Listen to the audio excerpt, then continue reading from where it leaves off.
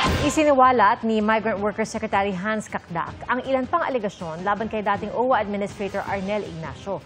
Kaugnay ng umano'y maanomalyang 1.4 billion pesos na land acquisition. Nakatutok si JP Soriano.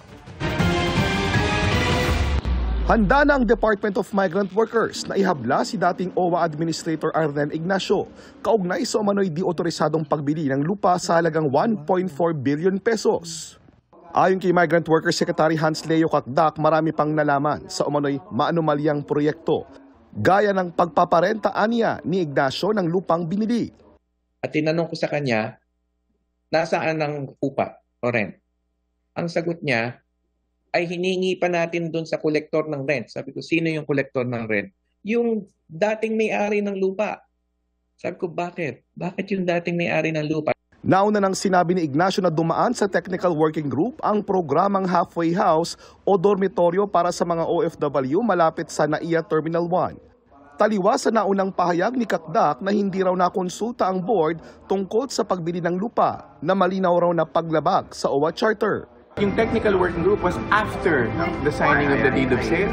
At nung nagulat ang technical working group sa board, after the signing of the deed of sale, na-establish na hindi dumaan sa board yung deed of sale. September 2024, pinirmahan umano ni Ignacio ang deed of absolute sale kaugnay sa lupa na nangyari sa parehong buwan.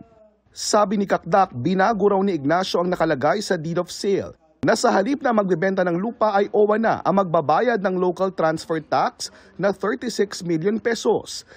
Aniya, exempted ang OWA sa mga ganitong uri ng buwis. Sabi namin, anomalya yan, dapat i-produce yung ibalik yung pera na yan at agad naman binalik. But that's right after sinabihan namin. Isa pang inimbestigahan ng DMW, ang hindi raw pagbanggit ni Ignacio sa board nagigibain ang mahigit 50 condo units na nakatayo na sa biniling lupa na anyay labag din sa OWA Charter.